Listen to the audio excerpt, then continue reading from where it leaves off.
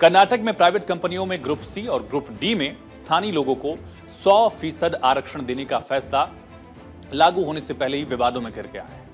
मुख्यमंत्री सिद्धारमैया ने 16 जुलाई को इसकी घोषणा की थी। 24 घंटे के अंदर ही उन्होंने सोशल मीडिया पर 100% कोटा बिल को लेकर जो अपनी पोस्ट थी उसको डिलीट कर दिया, हटा लिया। सीएम के पोस्ट डिलीट करने पर राज्य के लेबर मिनिस्टर संतोष लाड ने बुधवार को सफाई दी कि कर्नाटक में प्राइवेट कंपनियों की नौकरियों में नॉन मैनेजमेंट पोस्ट के लिए रिजर्वेशन 70% और मैनेजमेंट लेवल के स्टाफ के लिए 50% तक सीमित है। 100% से आंकड़ा 70 और 50 तक स्पेसिफिक टर्म्स पर आ गया। दरअसल सिद्धारमैया कैबिनेट ने इसके लिए नियम तैयार कर लिए हैं और कैबिनेट से बिल भी पास हो चुका है। इसे 18 जुलाई को विधानसभा में भी पेश कर दिया जाएगा। इस बिल में क्या है, सरकार ने इसमें क्या 2 और शर्तें रखी हैं, इसे भी समझिए। दरअसल सिद्धारमैया की सरकार ने बिल में कई प्रावधान किए हैं। इसके तहत राज्य में निजी कंपनी जो प्राइवेट कंपनीज हैं उनकी जॉब्स पर स्थानीय लोगों को रखना होगा, यानी कर्नाटक के जो लोग हैं उन्हीं को रखना होगा। अब ग्रुप सी और ग्रुप डी की नौकरियों में 100% आरक्षण होगा, यानी ग्रुप सी और ग्रुप डी लेवल की जो प्राइवेट जॉब्स है कर्नाटक में, वहां किसी भी दूसरे राज्य के लोगों को नौकरी का प्रावधान नहीं होगा। दूसरे लोग अप्लाई नहीं कर पाएंगे, उनको नौकरी नहीं मिलेगी। मैनेजमेंट लेवल के पदों पर 50% रिजर्वेशन होगा, आरक्षण होगा, यानी 50% लोग कन्नड़ होंगे और 50% में बाहर के लोग अप्लाई कर सकेंगे। और जो गैर मैनेजमेंट वाली नौकरियां हैं वहां 75% आरक्षण होगा, यानी हर 4 में से 3 लोग लोकल होंगे, उसी राज्य के होंगे, कर्नाटक के होंगे और एक शख्स बाहरी हो सकेगा। कंपनियों को योग्य स्थानीय कैंडिडेट नहीं मिलते हैं तो सरकारी एजेंसीज की मदद से 3 साल के अंदर उन्हें ट्रेन करना होगा।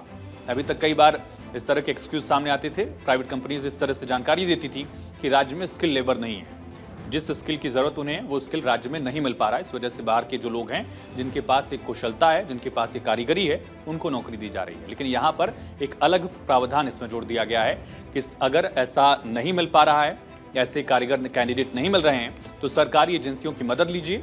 3 साल के अंदर कर्नाटक के लोगों को ट्रेंड करिए और उनको नौकरी दीजिए।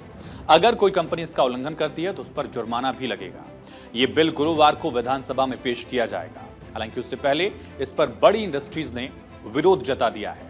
टेक कंपनी नेस्कॉम का कहना है कि बिल के आने के बाद कंपनियों के राज्य से बाहर जाने का खतरा है। बेहतर टैलेंट की तलाश में कंपनियां मजबूरन बाहर चली जाएंगी।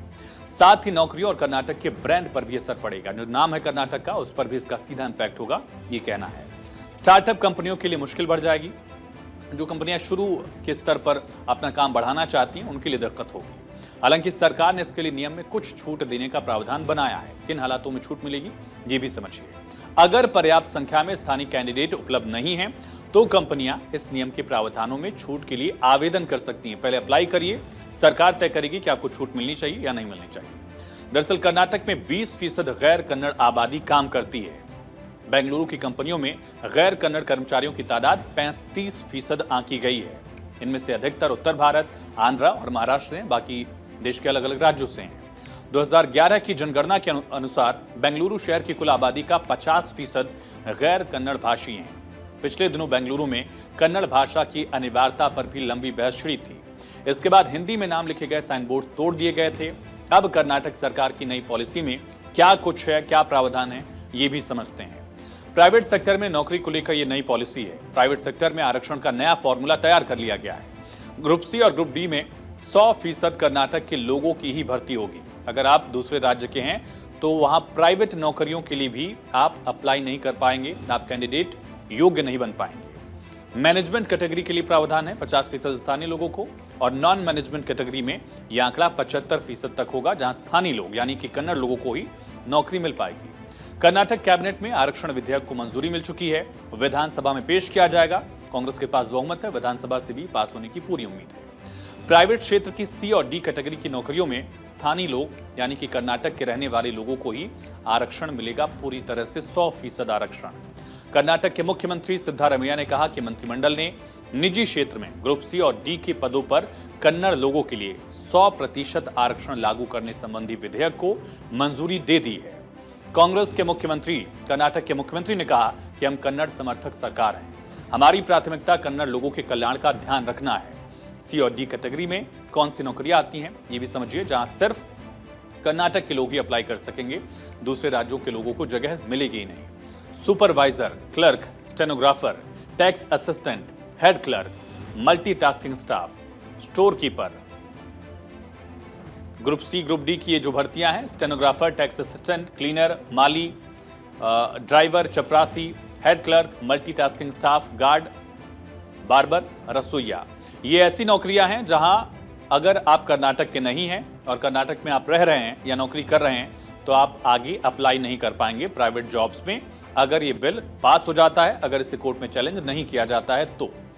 लेकिन फिलहाल कई टेक्निकल, नॉन टेक्निकल पोस्ट को भी ग्रुप सी और ग्रुप डी की कैटेगरी में माना जाता है, जहां 100% आरक्षण सिद्धारमैया सरकार देने जा रही है। यानी सिर्फ राज्य के लोग ही यहां इन नौकरियों के लिए अप्लाई कर पाएंगे जहां 100% आरक्षण है। बाकी नौकरियों के लिए भी रिजर्वेशन है 50% और 75% नॉन मैनेजरियल जो जॉब्स हैं।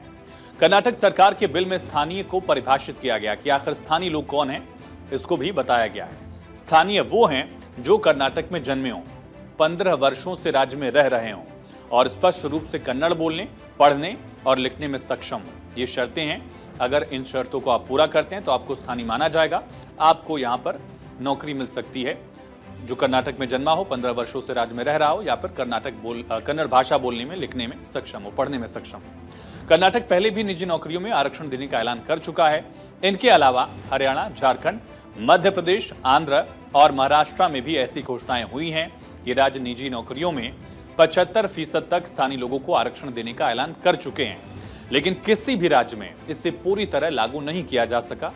ये सभी ऐलान कहीं कोर्ट में अटक गए हैं तो कहीं इन पर काम नहीं हो पाया या सिर्फ ऐलान तक सीमित रह गए। झारखंड की सरकार ने कहा कि जनवरी 2023 से निजी कंपनियों में 40,000 तक की मासिक सैलरी वाले 75% पदों पर स्थानीय लोगों को नौकरी देना अनिवार्य होगा। 10 से ज्यादा कर्मी वाली सभी कंपनियों पर यह फैसला लागू होगा। उल्लंघन किया गया तो कंपनी पर 5 लाख का जुर्माना भी लगेगा। हालांकि ये फैसला अभी, ये विधेयक जो है विधानसभा में रखा जाएगा, विधान परिषद में रखा जाएगा, उसके बाद ये कानून बनेगा। लेकिन माना जा रहा है कि इसको चैलेंज जरूर किया जाएगा, क्योंकि जितने भी राज्यों में इस तरह के मामले या इस तरह के फैसले राज्य की सरकारों ने लिए, वो कोर्ट्स में चैलेंज हुए और कोर्ट्स ने इस तरह के फैसलों के साथ अभी तक कोई फैसला नहीं दिया है। इन फैसलों का समर्थन अब तक नहीं दिखा है और इसका सबसे बड़ा कारण है संघीय ढांचा। भारत में आज़ादी है, आप किसी भी राज्य के हों, किसी भी राज्य में जाकर नौकरी कर सकते हैं। ये लगातार एक सिलसिला रहा है, परंपरा भी रही है, नियम कायदे भी रहे हैं। लेकिन इस तरह के फैसलों से इसको चोट पहुंचेगी, जो संघीय ढांचा है उसको नुकसान होगा। तमाम राज्यों के लोग अलग अलग राज्यों में अपनी स्किल के हिसाब से, वैकेंसीज के हिसाब से नौकरियां करते रहे हैं। इससे इसको चोट पहुंचेगी, इसमें अंतर आएगा और माना जा रहा है कि इसको कोर्ट में चैलेंज किया जा सकता है।